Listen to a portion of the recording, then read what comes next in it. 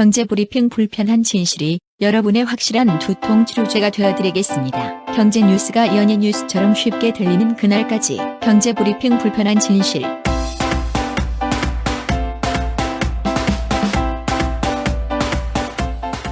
경제브리핑 불편한 진실 3월 30일 순서 시작하겠습니다. 오늘 아침에 출근하는데요. 우리 애들이 갑자기 저한테 이러더라고요. 왜 아빠는 자기들보다 늦게 출근하니? 왜냐면 우리는 출근 시간이 10시까지잖아요. 예? 근데 우리 애들은 보통 8시 반 정도에 나가요. 그래서 저는 집에서 보통 8시 한 4, 50분쯤 그때 나오거든요. 애들 학교 간 다음에. 그러니까 애들이 물어보는 거야. 왜 아빠만 맨날 늦게 나가냐고. 그래서 제가 마트기 애들한테 설명할 방법이 없더라고요. 우리 회사 원래 그래 이렇게 할 수도 없고 말이야. 아니 그러시죠. 아빠 다니는 회사는 좋은 회사라서 그래. 그렇게 얘기할 걸 그랬나요? 아무튼 제가 오늘 오면서 애들한테 질문 받은 거에 대해서 뭐라고 대답을 해야 될까 참 고민하면서 왔는데 마침 페이스북을 보니까 좋은 글이 하나 있어요. 글 제목이 뭐냐면 우리가 10시에 출근해야 하는 이유 이렇게 달려있어. 딱 우리 얘기잖아. 그렇죠. 그래서 이 내용을 차근차근 살펴봤죠. 그랬더니 진짜 10시에 출근하는 게 우리가 잘 정한 것 같아. 일단 뭐라고 나왔냐면요. 영국 옥스퍼드대에 수면 연구팀이 있대요. 여기에 폴 켈리 박사란 분이 계시는데 이분이 이렇게 얘기했다는 거야. 출근 시간은 오전 10시가 가장 이상적이다. 우리가 가장 이상적으로 하고 있는 거죠. 네.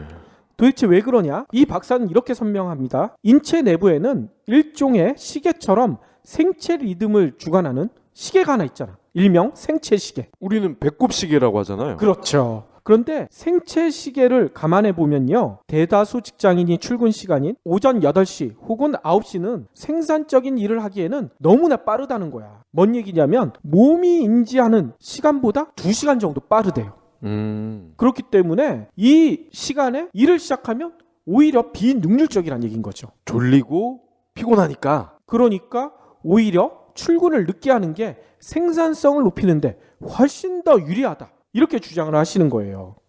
아니 일찍 일어나는 새가 벌레를 잡아먹는다. 완전 반대네요? 그렇죠. 거기다가 이런 주장까지 하시더라고요. 뭐냐면 너무 일찍 출근해서 잠이 부족해지잖아요. 그러면 비윤리적인 행동을 하게 된대. 비윤리적인 행동이 뭐예요? 이게 뭔지 살펴봤더니만요. 잠이 부족하니까 집중력이 흐려지잖아요. 업무 중에 실수를 할 가능성도 높아져요. 또 자기 조절 능력 이것도 감소하게 되고 사기도 떨어지게 되잖아. 그러니까 일탈, 비리를 저지르거나 횡령을 한다거나 이런 비윤리적인 행동을 할 가능성이 높아진다고 이 박사님은 주장을 하세요. 이 얘기는 널리 알려야 될 것 같은데 특히 경영자들한테. 그러니까 아까 박 PD가 언급했던 아침형 인간이 더 성실하다. 이거는 우리가 잘못 알고 있는 사회적 통념이고요. 오히려 좀 늦게 출근하는 게 훨씬 더 생산적이고 그 회사에 더 기여할 수 있다. 이런 주장을 하시는데 진짜 너무나 공감이 가지 않나요? 너무나 공감이 가는 이유가 저희가 다녔던 직전 직장에서도 그런 분이 있었어요. 저희는 그 당시에 9시 정도 출근이었잖아요. 공식 출근 시간이. 그렇죠. 근데 그분은 7시 반쯤에 와. 그래서 나는 항상 회사에 1등으로 오고 뭐 이러면서 자랑을 하죠. 그런데 점심 먹을 때까지 거의 일을 안 해. 주식만 보셨잖아. 남들 하는 일 구경이나 하면서 간섭이나 하고. 그러다가 퇴근 시간 6시 반 되면 칼같이 가죠. 그러면서 꼭 술 한 잔 걸치고. 아무튼 오늘 집에 들어가면 우리 애들한테 할 얘기가 생겨서 너무 기뻐요. 애들한테 아빠는 좋은 회사 다니고 더욱더 생산적으로 일을 하기 위해서 출근을 늦게 한다. 이렇게 얘기를 해줘야 될 것 같아요. 아니 그러니까 얼리버드 아침형 인간이 일찍 일어나는 거는 굉장히 부지런해. 일찍 움직이는 거를 부지런한 거는 저도 인정을 하는데 과연 일찍 일어나서 그만큼 더 많이 생산적으로 일을 하느냐? 그건 아닌 것 같다는 거죠. 너 회사 그만두고 창업한다며? 준비 안 해? 그래서 이번 주말에 일본 가잖아? 창업 아이템 찾아보려고. 설아 뻔한 일본 가봤자 아이템이 나오겠니? 뭘 모르시네. 한국이 일본 따라간다는 말 몰라? 지금 일본을 보면은 한국의 내일을 알 수가 있어. 불황이라서 25년간 지갑을 닫았잖아 일본 사람들이. 그런데 거기서도 통한 비즈니스가 있다고. 그 비즈니스가 한국에서도 충분히 먹힐 수 있다는 거지. 아, 그러면 일본에서 대박난 아이템이 한국에서도 대박을 칠 수 있다. 오, 듣고 보니 정말 그렇구나. 그런데 겨우 주말 여행만으로 그게 가능할까? 그러니까 나만의 가이드가 필요한 거지. 짠. 도쿄 비즈니스 산책? 요즘 베스트셀러로 뜨고 있는 책 아니야? 맞아. 저자가 도쿄에서 수년간 특파원을 하신 분이야. 일본에서 뜨고 있는 비즈니스를 정리한 책인데 우리도 벤치마킹 할 수 있는 게 뭐가 있나 세세하게 찾아볼 수가 있는 거지. 아, 그러네. 이번 여행 그러면 나도 데려가줘. 나도 창업 좀 하게. 그럼 우리 도쿄 비즈니스 산책 떠나볼까? 나는 도쿄에서 서울의 미래를 보았다. 도쿄 비즈니스 산책 도서 출판 한빛비즈. 오늘 꼭 챙겨야 할 경제 브리핑. 학생들이 쓰는 물건들 중에 교복, 필통 이런 데서 몸에 좋지 않은 환경 호르몬이 다량으로 검출됐다고 합니다. 이거 큰일 날 얘기네요. 어떻게 해? 그러게 말이에요. 성인이 아니기 때문에 아직 학생이잖아. 키 안 크잖아. 그러니까 당연히 같은 환경 호르몬에 노출이 되면 더 큰 피해를 볼 거 아닙니까? 그렇겠죠. 30일 산자부에서 신학기를 맞아서 학생용품 4개 품목 260여 개 제품의 안전성을 조사를 했는데 9개 제품에서 유해 성분이 기준치 이상 검출됐다고 합니다. 오호. 일단 가방을 보면요. 제노바, 동조산업, 현대기업, 로운 컬렉션, KNC 이들 브랜드의 몇몇 제품에서 다량의 환경 호르몬이 나온 거예요. 필통의 경우는요. 옴니버스사, 진주월드사, 교복은 스쿨룩스.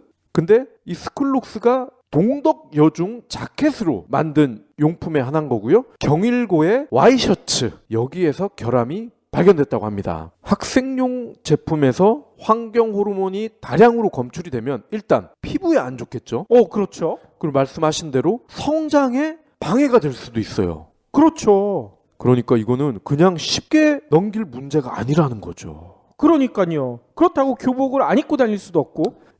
근데 문제는 이런 일이 늘 반복적으로 일어나잖아. 이번이 처음이 아닌가 보죠? 그럼요. 이들 물건을 만들 때 누가 허가를 내줍니까? 정부에서 허가를 내주는 거 아닙니까? 결국. 그렇죠. 그런 제품을 만들 때는 뭐라고 하지 않다가 정작 이렇게 문제가 될 때는 발표하고 징계주고 그러다가 잊을만 하면 또다시 생산 재개하고 반복되고 저 같으면 지겨워서라도 이제 못할 것 같아. 혹시 짜고 치는 고스톱은 아닐까요? 축구 황제로 불리는 분이 계시잖아요. 펠레. 펠레. 근데 펠레가 삼성전자를 고소를 했대요? 에? 펠레 아저씨가 삼성이랑 무슨 관련이 있길래? 그러니까 말이야. 너무나 놀라워가지고 좀 살펴봤더니만 이렇게 나와 있어요. 시카고 언론과 AP통신이 이걸 보도를 했는데요. 펠레가 이달 초에 대리인을 통해서 시카고 연방법원에 삼성을 고소하겠다고 소장을 제출해버렸대. 맞을래 펠레 이러면서? 그랬을 수 있어요. 그 이유는 뭐냐면 삼성전자가 지난해 10월에 뉴욕타임즈에 광고를 게시했대요. 그 광고는 초고선명 텔레비전 광고래요. 아마 UHD TV인 것 같아요. 근데 이거 광고를 게시할 때 그냥 TV만 넣은 게 아니잖아요. TV 안에 사람이 들어갈 거 아니야. 그쵸. 근데 그 사람이 펠레였대요. 문제는 진짜 펠레는 아니야. 짝퉁이구나. 짝퉁 펠레 썼다는 거예요. 실은 삼성전자가 펠레랑 미리 교섭을 했었대. 우리 광고 한번 출연하자. 근데 펠레가 무슨 이유에서인지 모르겠지만 광고 계약 협상을 벌이다가 그냥 난 출연 안 하겠어 이렇게 해버린 거예요. 돈이겠죠 뭐. 아마 돈이겠죠. 그러니까 삼성전자는 이제 꼼수를 쓴 거죠. 그러면 펠레 안 나오면 우리 펠레 짝퉁 갖다 쓰면 되지 뭐. 사람들이 그거 알아보겠어? 이렇게 생각을 한 거야. 그래서 모델에는 펠레와 닮은 사람이 나갔는데 사람들은 펠레가 삼성에 광고를 하는구만 이렇게 생각을 했다는 거야. 그러니까 펠레 입장에선 기분이 나쁘죠. 그쵸. 펠레 측은 이렇게 얘기를 했대요. 광고 문구 안에 펠레를 언급하진 않았대요. 근데 클로즈업된 사진, 이 모델의 얼굴을 보면 펠레랑 너무나 닮았다. 사람들이 다 삼성전자 광고에 출연했냐 이렇게 물어볼 정도더라. 이렇게 주장을 하는 거예요. 그러니까 초상권을 삼성이 훼손했다. 이거에 대한 배상을 해라. 이렇게 나온 거죠.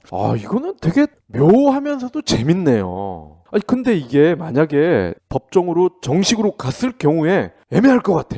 그렇죠. 아무튼 펠레 측에 주장한 상표권 침해에 대한 손해배상 금액은요. 어우 많아요. 사진 하나 가지고 이렇게 많이 받아낼 수 있나 모르겠지만 3천만 달러. 그러니까 우리나라 돈으로 350억 원을 요구한 거야. 예. 삼성이 어떻게 대응을 할지 참 모르겠네요. 아 근데 아마도 삼성은 이것까지 예상을 하고 광고를 만들었을 겁니다. 아 이것도 또 짜고 치는 고수도? 아니요, 그거보다는 법무팀에 확인을 했을 거예요. 닮은 사람을 써도 초상권에 문제가 있냐? 법적으로 전혀 문제 없다. 도의적으로는 욕 겁나 먹는다 대신에 이런 결론을 얻었을 겁니다. 충분히 그럴 수 있네요. 근데 어쨌거나 그 전에 펠레랑 협상을 했다면서요. 그렇죠. 그러다가 가격 때문에 이걸 틀었을 것 같은데 초인류 내세우잖아 삼성이. 그렇죠. 근데 왜 모델은 짝퉁 모델을 써가지고 이렇게 욕을 먹는지 모르겠어요. 다음 소식입니다. 직구 많이 하시죠? 직구 요즘 장난 아니죠? 예, 뭐 변화구 아닌 직구냐 이게 아니라 아재 개그 좀 그만해요. 해외 직접 구매를 줄여서 직구라고 그러죠? 예. 근데 오늘 한국소비자원이 좀 이상한 발표를 했어요.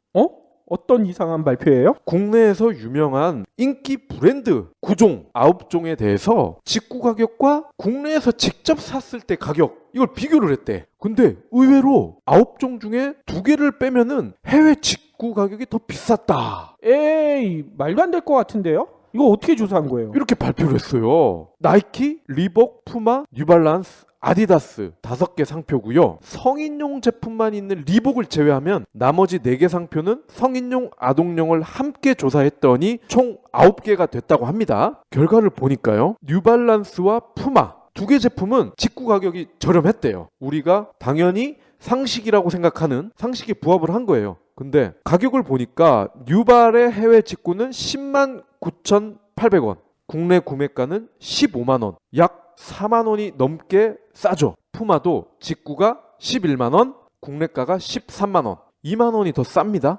그런데 리복은 직구가 13만 8천 원인데 국내 판매가가 8만 원이라는 거야. 이거 진짜 믿어도 되는 거예요? 거의 5만 원 가까이 비싸다는 겁니다. 그리고 아디다스는요, 아동용입니다. 국내 판매가가 4만 5천 원이었는데 해외 직구는 65%가 높았대. 그러니까 결론은 9개 중에 2개만 빼고 7개가 직구가 오히려 비쌌다는 건데 이거 뭔가 꼼수가 있을 것 같은데요? 예, 소비자원에서 이 자료를 발표하자마자 국내 소비자들이 들고 일어났어. 나도 신발을 팔지만 이런 구라를 친다고 매출 오르는 거 아니다.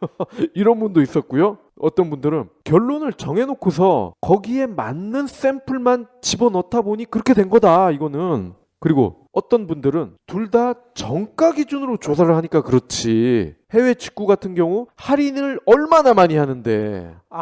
이 발표는 정가 기준인 거예요? 그렇습니다. 에이 누가 정가에서 사나. 다 할인 쿠폰 받아서 사죠. 그리고 제가 봤을 때는 정해놓고 조사를 했다. 이게 좀 신빙성이 있는 게 아마 10의 9은 해외 직구가 훨씬 쌀 겁니다. 근데 간혹 그죠? 배송비라든지 배대지라든지 이런 문제 때문에 유독 비쌀 수가 있는 예외적인 상품이 있을 수도 있어요. 그것만 몰아서 조사를 했을 가능성도 있다는 거죠.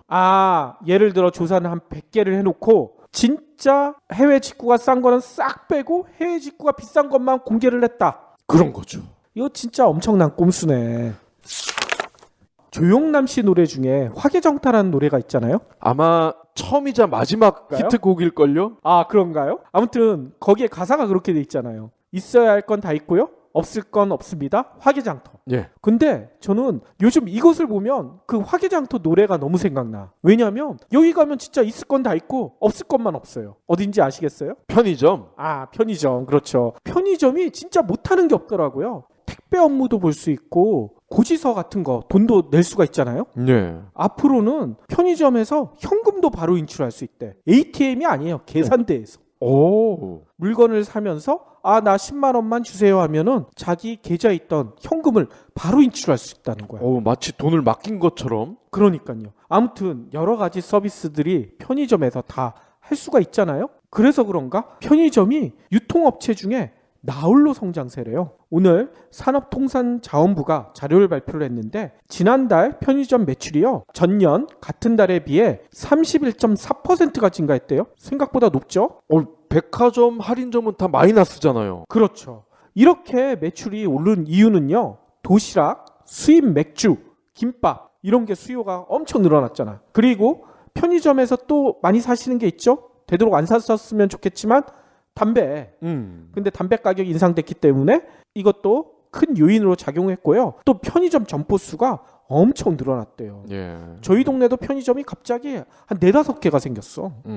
그래서 이렇게 매출이 많이 늘어났는데요. 나머지 유통업체들, 뭐 대형마트나 백화점, 기업형 슈퍼마켓 이런 데들은 다 죽을 쓰고 있대요. 뭐 당연히 이유는 알고 계시죠? 저희가 지난번 방송을 통해서 말씀드렸어요. 근데 제가 볼 때는 물론 많은 이유가 있지만 특히 도시락 이게 좀 쏠쏠할 것 같아요. 그렇죠. 요즘 밥 한 끼 먹으려면은 8,000원, 9,000원 줘야 되잖아요. 그렇다고 사람 많은 식당에 혼자 가기도 좀 쑥스럽고. 근데 편의점 도시락을 보면요. 요즘은 브랜드마다 너무 잘 나와요. 그렇죠. 맛도 좋고 해리도 도시락이 있더라고요. 해리 도시락뿐만 아닌가 백종원 도시락도 있잖아요. 먹을만 하더라고요. 그렇죠. 그런데 먹을만은 하지만 그래도 식사는 좀 제대로 된 그런 것들을 챙겨야 되는데 워낙 요즘 경기도 안 좋고 업무량도 많고 좀 편의점에서 도시락 먹는 모습은 그렇게 보기 좋은 모습은 아닌 것 같아요. 그것도 있을 것 같아요. 부장이랑 먹기 싫어서. 그것도 있죠. 마지막 브리핑입니다. 갤럭시 S7의 대항마 LG의 G5죠. G5가 31일 내일입니다. 공식 출시가 되는데 가격을 갤럭시 S7과 똑같이 책정을 했다고 합니다. 그래요? 83만 6천 원. 6천 원까지 똑같다는 거예요. 그래서 LG가 삼성의 프리미엄 폰 출고가와 똑같이 책정한 게 이게 3년 만의 일인데 G2 때 일이에요. G2. 이때 좀 잘 나갔었을 때. 근데 그동안은 아무래도 브랜드 이미지나 스마트폰의 소비자들이 생각할 때의 가치 떨어지니까 G 시리즈가 갤럭시보다 싸게 책정을 할 수밖에 없었단 말이죠. 근데 이번에 3년 만에 맞불을 놨다는 얘기예요. 그만큼 자신감이 있다는 얘기군요. 그렇죠. 자신감이 있는데 일단 G5가 메탈 디자인의 첨단 성능은 물론이고 특히 이거 세계 최초로 특수 모듈을 끼울 수 있게끔 제작이 됐단 말이에요. 갤럭시 S7보다는 당연히 원가가 비쌀 수밖에 없거든요. 그렇겠네요. 그렇죠? 그 와중에 만약에 갤럭시보다 오히려 더 싸게 책정을 한다. 이거는 자존심을 완전히 구기는 일인데다가 똑같이 책정하는 것 자체도 어떻게 보면은 자존심을 살짝 구기는 일일 수도 있어요. 그런데 결과적으로는 같은 가격을 책정했다. 이번에는 갤럭시 S7 못지않게 팔 자신이 있다. 이거를 대내외적으로 천명을 한 거죠. 자, 근데 우리 입장에서 이걸 한번 생각을 해보자고요. 레고처럼 내가 원하는 뭐 스피커든 그 외에 다양한 기능을 꼈다, 넣었다, 뗐다 할 수 있는 이 스마트폰을 갤럭시와 같은 가격을 주고 살 것이냐? 이 PD님은 어떠세요? 저는 그냥 아이폰. 저도 왠지 베타 테스터가 되는 느낌이 들어. 그러니까. G6부터는 모르겠어요. 만약에 G5가 정말 검증이 됐어. 그러면 G6부터는 사도 되겠구나 이런 생각이 들 것 같은데 G5부터 내가 베타 테스터가 되고 싶진 않거든. 그렇죠. 그것도 같은 가격에. 저는 한 가지 또 걱정되는 게 예. 껐다 뺐다 할 수가 있잖아요. 고장이 좀 심하게 나지 않을까? 이런 두려움도 있어요. 그쵸. 고장과 함께 분실 가능성이 클 거 아닙니까? 그렇죠. 안녕하세요, 해리입니다. 여러분, 꼬박꼬박 내는 반값을 생각하면 집 선택은 신중해야 합니다. 360도 리얼 뷰와 조건 검색, 그리고 매물도 많은 다방으로 찾으세요. 반값이 얼만데 볼 수 있는 건 다 봐야죠. 방 찾을 땐 다방. 그러면 오늘의 섹션 살펴볼 텐데요. 오늘은 또 일자리 얘기 짚어드릴까 합니다. 요번 주 월요일 날 인기 검색어 1위 차지한 단어 기억나세요? 월요일이요? 네. 김무성? 김무성 아니었어요. 뭐였냐면 알파5. 알파5? 알파9 아니에요. 알파5예요. 이게 뭐였냐면 지난 주말에 일요일 날 예능 프로그램 있잖아요. KBS 예능 1박 2일에 알파5란 게 등장했어요. 뭐냐면 오니까 오목이에요. 오목. 바둑두는 알파9와 달리 이거는 오목을 두는 프로그램입니다. 이 알파 5가 뭘 했냐면요. 1박 2일 멤버들이랑 대결을 벌였어요. 그런데 당연히 알파 5가 5대0으로 다 물리쳤죠. 오. 이 프로그램의 정식 이름은요. 알파 5가 아니고 이신이라고 그래요. 이신. 이신. 이 프로그램은요. 미국 코넬 대학교 출신의 중국인 컴퓨터 공학 개발자가 설계했다고 알려져 있어요. 특히 이런 대회도 있네요. 인공지능 오목 대회라는 게 있대. 오. 이게 이름이 고모컵이에요. 이모컵이 아니라 고모컵. 오. 근데 여기서 4회 연속 우승한 놀라운 프로그램이래요. 실제로 알파5가 방송에 나오고 이게 인기 검색어 1위가 됐잖아요. 이 프로그램을 다운받으려고 그 사이트가 막 난리가 났나 봐. 한때 접속이 불가능했다고 합니다. 실제로 사람들이 많이 다운받아서 해봤는데 이기기가 쉽지 않대요. 너무나 잘 둔다고 해요. 실은 저도 다운받아서 해봤는데 못 이기겠더라고. 이걸 다운 받을 수가 있어요? 다운받아서 설치를 할 수가 있어요. 진짜 못 이기겠더라고요. 아까 얘기 드렸던 1박 2일 연출하는 유호진 PD라고 있잖아요. 이 PD도 한 언론과 인터뷰에서 이렇게 밝혔더라고요. 제작진도 멤버들이 대결을 하기 전에 알파5와 오목 대결을 했대요. 근데 다 패배했대. 이처럼 알파고가 준 파장이 계속 이어지고 있는 것 같아. 무슨 여진처럼 말이야. 뉴스나 다큐 이런 데뿐만 아니라 예능 프로그램에까지 인공지능을 다루고 있잖아요. 네. 장난 아니죠? 이처럼 인공지능 얘기가 여기저기서 쏟아지니까 진짜 주변에서는 너무 두렵다. 인공지능 때문에 혹시 우리가 어떻게 되는 거 아니야? 이렇게 얘기하시는 분들이 의외로 많아요. 특히나 알파고와 이세돌 대결을 했었을 때 영화 채널에서는 인공지능을 다룬 영화들을 대거 틀어댔잖아요. 매트릭스로부터 터미네이터 뭐 이런 것들. 그러니까 그거를 다시 보니까 인공지능이 우리를 공격할지 않을까? 뭐 이렇게 두려움을 나타내는 분들이 생각보다 많았다고 합니다. 아유, 서점을 갔더니 인공지능에 대한 책이 갑자기 많이 나왔더라고요. 그렇죠. 근데 그렇게 두려워하는 거는 조금 비현실적이고 실질적인 두려움은 여기에 있는 것 같아요. 인공지능이 내 일자리 빼앗아갈 수도 있다. 이게 가장 두려울 거 아니에요. 그렇죠. 이미 여러 차례 인공지능이 얼마나 우리 일자리를 빼앗아갈지 저희가 방송을 통해서 말씀드렸잖아요. 네. 거기서도 저희가 말씀드렸지만 단순직뿐만이 아니라고 얘기 드렸죠. 전문직 일자리도 위험하다. 특히 펀드 매니저 이것도 인공지능이 벌써 대체하고 있다 얘기 드렸었고, 예전에 저희가 업으로 삼았던 기자도 인공지능 기자가 있다 얘기 드렸었잖아요. 네. 뿐만 아니라 이것도 저번 방송에서 얘기 드렸었죠. 창작 분야에서도 인공지능이 활약을 한다. 일본에서는 인공지능이 쓴 단편 소설이 문학상 1차 심사를 통과했다. 이것도 지난번 방송에서 말씀을 드렸잖아요. 네. 전방위에 걸쳐서 인공지능의 공세가 시작되니까 사람들의 두려움이 너무나 커지고 있는 것 같아요. 그래서인가 얼마 전에는 한국고용정보원이요 재미난 보고서를 발표를 했어요. 우리나라 주요 직업 400여 개를 대상으로 인공지능이 과연 대체가 가능한가 이거를 분석을 했대요. 그래서 발표를 한 거예요. 각 직업이 얼마나 정교한 동작이 필요한지, 또 비좁은 공간에서 일하는지, 창의력이 얼마나 필요한지, 예술과 관련된 일인지, 사람들을 파악하고 협상, 설득하는 일인지, 서비스 지향적인지 뭐 이런 것들을 주요 변수로 삼아가지고 조사를 했다고 합니다. 분석 결과는 뭐 대충 예측이 가능하실 텐데 단순직들이 인공지능이 곧 대체할 것이다 이렇게 나왔어요. 구체적으로는요 콘크리트공, 그리고 정유관, 도축원, 고무 플라스틱 제품 조립원, 또 청원 경찰 이런 직업들은 99%래. 인공지능이 대체할 확률이. 반면에 화가, 조각가, 사진작가, 애니메이터, 대학 교수, 배우, 반갑게도 기자도 들어가 있어요. 판검사, 조리사, 유치원교사 이런 직업들은 대체할 가능성이 없다. 이렇게 밝혔어요. 뭐야, 기자는 바로 대체가 된다더니 이번에는 또 안 돼요? 그러니까 말이에요. 특히나 또 덧붙인 게 연예인이나 스포츠 매니저, 또 판사, 검사, 전문 의사 이런 직종도 대체가 힘들 것이다. 이렇게 얘기를 했어요. 근데 좀 이상하잖아. 아까 박 PD가 지적한 대로 기자 대체한다더니 왜 기자가 또 대체할 수 없는 직업에 들어가 있으며 판사, 검사, 변호사 인공지능 시대에 과연 살아남을 수 있을까요? 이런 얘기들 많이 나오잖아요. 판결을 내리거나 뭐 이런 것도 빅데이터를 분석을 하면 훨씬 더 정확하다. 어차피 지금 사람이 하는 판결도 판례를 따르잖아요. 그러니까 말이야. 그러니까 인공지능이 판사, 검사, 변호사 대체할 수도 있다 전망이 나오는데 고용정보에서는 대체 불가능하대. 거기다가 아까 작가 있죠. 작가는 창의적이란 의미에서 아마 대체 불가능한 걸로 잡은 것 같아요. 근데 아까도 저희가 얘기했었죠. 일본에서는 소설 쓰는 인공지능 벌써 등장했는데 이게 도대체 뭔 얘기야? 다른 보고서는 어떨까? 제가 또 살펴봤어요. 영국 옥스퍼드 대학이 발표한 자료가 있는데요. 여기는 컴퓨터와 속도와 노동자의 임금 이런 걸 종합해서 702개 직업에 대해서 조사를 해봤대요. 인공지능으로 대체할 수 있는지 없는지. 이래서 보고서가 나왔는데 이 보고서에서는요. 텔레마케터, 보험업계 종사자, 시계 수리공 이게 인공지능에게 일자리를 내줄 가능성이 가장 높은 직업 이렇게 뽑혔대요. 그런데 놀라운 점은 요리사도 사라질 직업 상위에 꼽혀 있어요. 요리도 인공지능이 할 수 있다는 얘기인 거예요.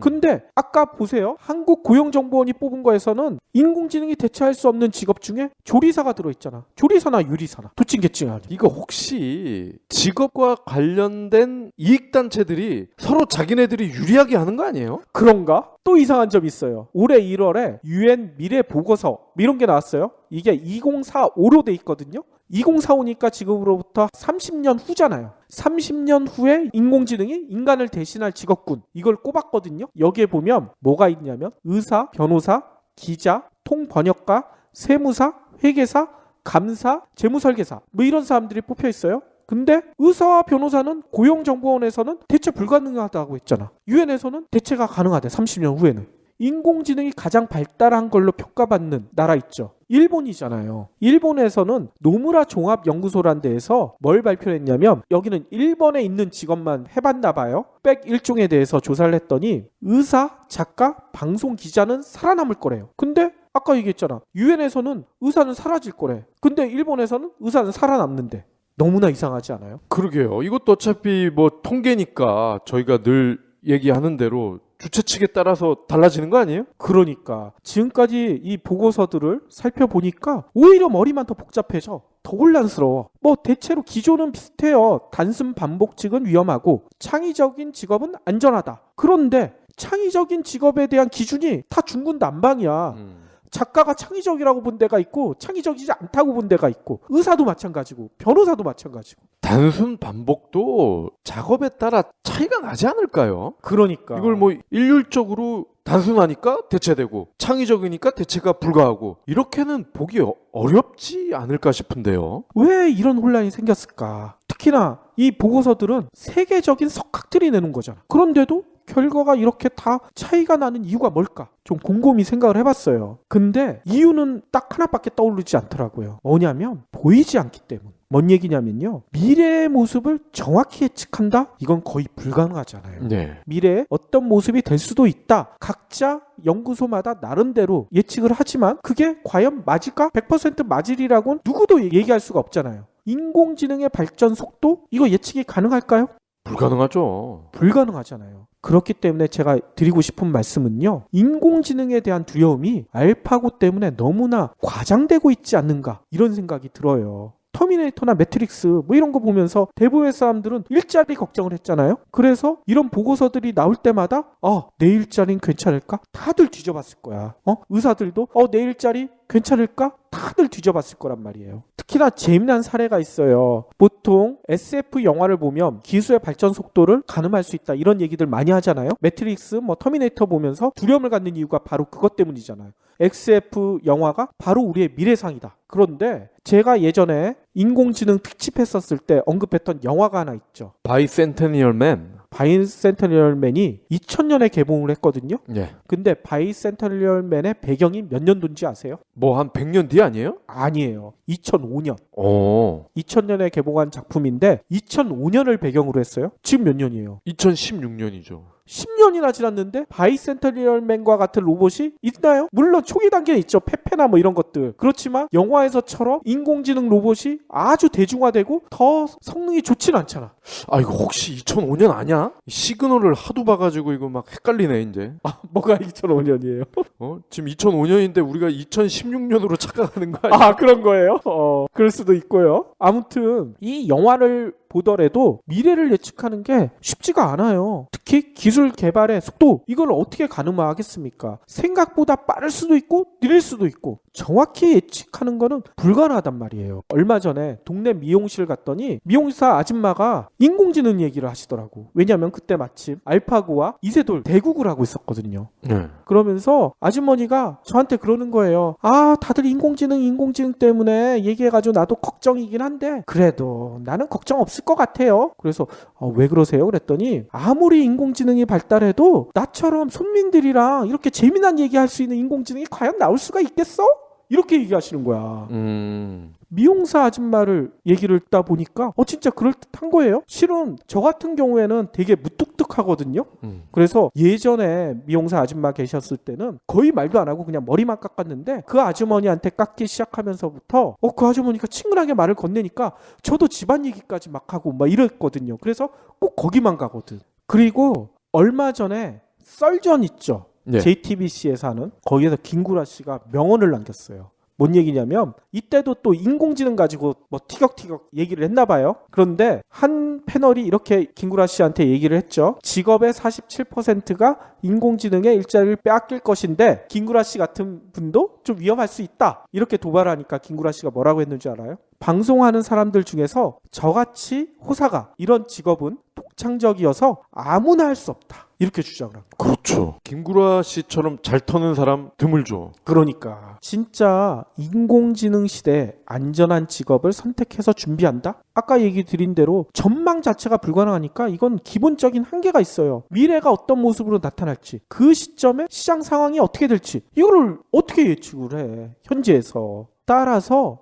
어떤 직업을 선택하느냐가 중요한 게 아니라 자신만의 독창성을 찾는 게 훨씬 더 중요하지 않을까? 저는 이런 생각이 들어요. 특히나 빅데이터 같은 다량의 데이터로 무장한 인공지능을 이기려면 분석이 불가능한 나만의 독창성을 무기로 내세워야 될 거 아니에요. 영원한 진리죠. 그렇죠. 아무리 전망이 불투명한 직업이라도 특히 아까 얘기 드렸던 미용사나 김구라 씨 같은 경우에도 분명히 인공지능이 대처가 가능할 거란 말이에요. 그렇지만 두 분의 독창성이 있다면 충분히 인공지능 시대에도 살아남을 수 있지 않을까, 저는 그런 생각이 들어요. 네.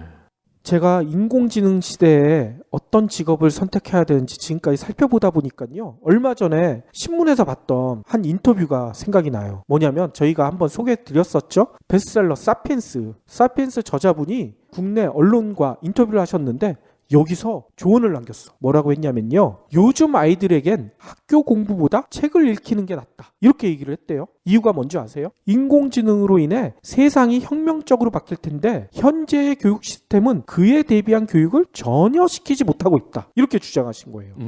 배우는 게 쓸모가 없다? 그렇죠. 하라리 교수는 이런 얘기까지 하셨어요. 인공지능이 아무리 발달해도 인간의 감성은 흉내낼 수 없기 때문에 다음 세대에 꼭 가르쳐야 할 것은 통상적인 교과목이 아니라 감성지능이다. 감성지능과 학습 능력은 단순히 교과서에서 배울 수 있는 게 아니기 때문에 어렸을 때부터 다양한 책과 지식, 경험을 접해야만 가능하다. 이렇게 얘기했어요. 그렇죠. 진짜 이 하라리 교수의 이야기가 정말 놀랍잖아요. 학교 교육보다 책이 낫다? 정말 시사하는 점이 많은 것 같아요. 이걸 한마디로 다시 생각을 해보면 현재 모든 젊은이들 또 직장인들도 매달리고 있는 학벌이나 자격증 이런 소위 스펙이 조만간 다 쓰레기가 될 수 있다는 얘기 아니에요. 게다가 그냥 지식만 습득해서는 인공지능 시대에 살아남기 힘들다. 이런 경고인 것 같기도 하고요. 더 나아가 전 이런 생각까지 들더라고요. 기존 언론을 통해서 얻는 이런 정보도 앞으로는 쓰레기가 될 수도 있다. 이걸 나타내는 말이 아닌가. 이런 생각까지 들더라고요. 책을 자주 읽고 그리고 언론 보도나 이런 것도 스스로 소비자가 생각할 수 있게 하는 그런 미디어를 자주 접하면서 자신만의 생각, 관점을 갖는 게 중요하다. 뭐 이런 얘기인 것 같습니다. 그렇죠. 그러니까 전 이런 것 같아요. 인공지능 두려워하지 말고 다양한 책을 읽고 또 저희와 같은 팟캐스트를 들으면서 감성지능이라는 무기를 갈고 닦아봐라. 인공지능 시대에 충분히 살아남을 수 있다. 이런 얘기가 아닌가 싶어요.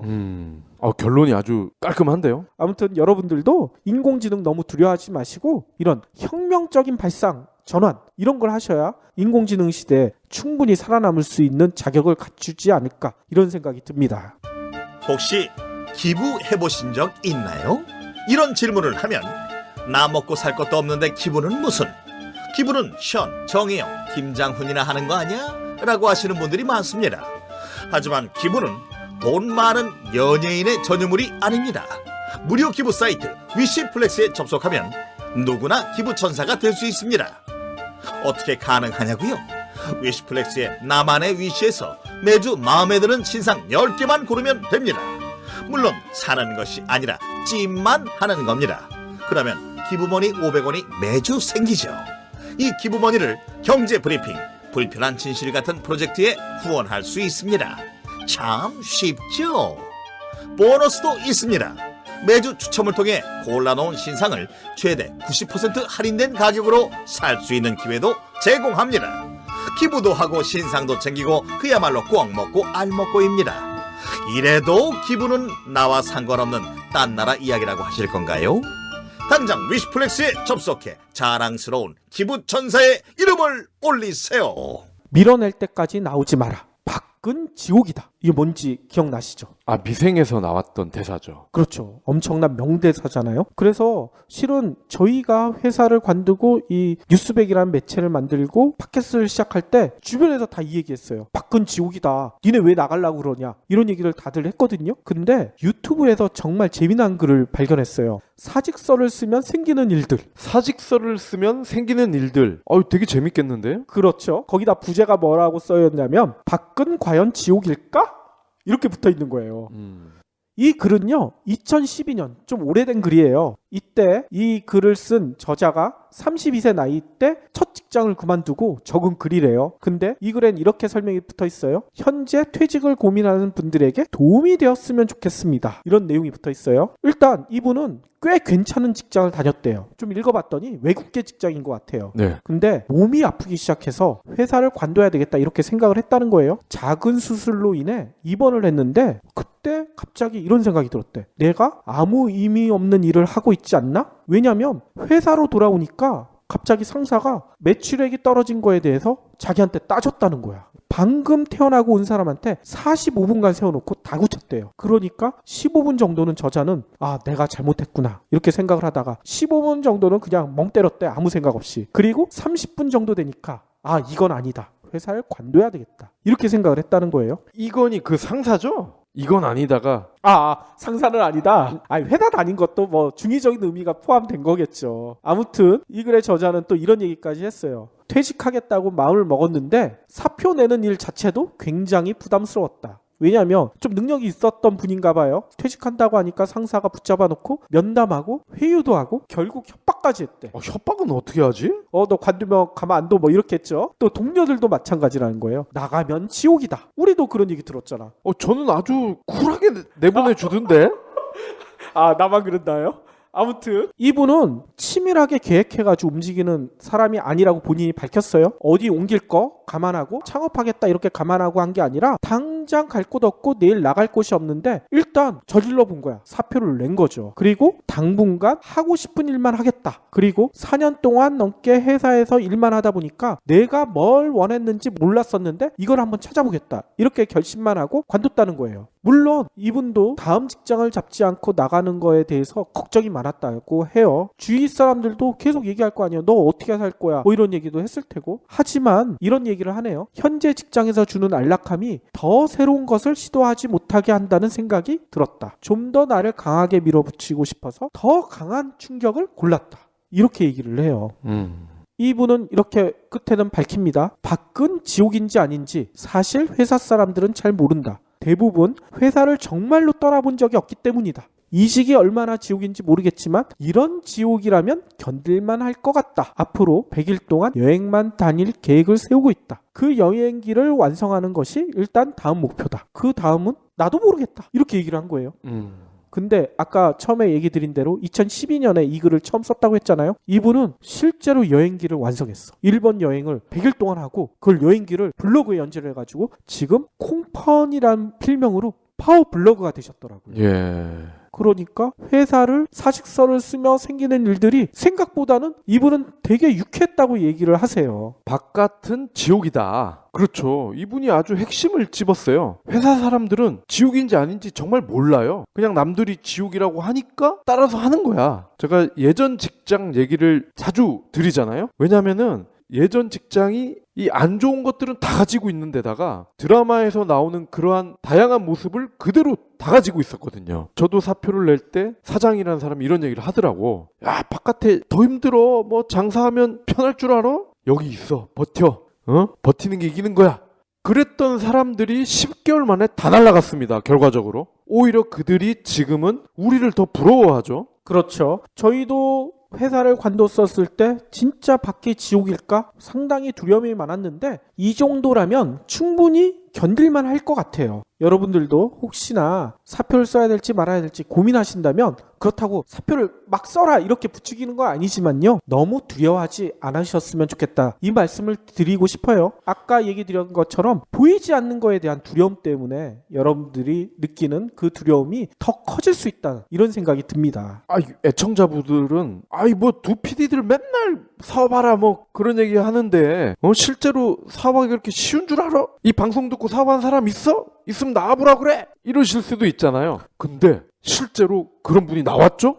어제 제가 메일을 받았잖아요. 저희가 발로 받는 아이스크림 그거를 소개를 드렸더니 그거 직접 해보고 싶으시다고 저한테 메일을 보내주셨어요. 기계를 어디서 살 수 있는지 가격은 얼마인지 이걸 여쭤보시더라고요. 근데 다만 좀 안타까운 얘기가 저희가 그거를 국내 사례가 아니잖아요. 그 방송에서 얘기 드렸듯이 미국의 LA 사례거든요. 그래서 저희가 직접 LA까지 가가지고 그 기계의 가격을 알아보지 못해가지고 도움을 많이 못 드렸는데 생각해보면 기계는 상당히 간단할 것 같아요. 페달에 냉각기만 연결하면 될 거 아니에요. 그렇죠. 그리고 더 리얼한 사례가 한 분 더 있잖아. 모 방송국에 계신 현역 PD분인데 이분이 저희 방송을 자주 듣다가 나도 그럼 이 팟캐스트를 기반으로 한 새로운 언론을 만들어 보고 싶다. 그래서 우리한테 면담을 요청을 해서 실제로 미팅을 했잖아요.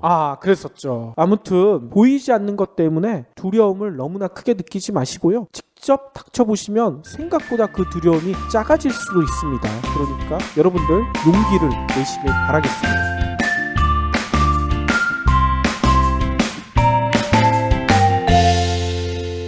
본 팟캐스트의 저작권은 뉴스백에 있습니다.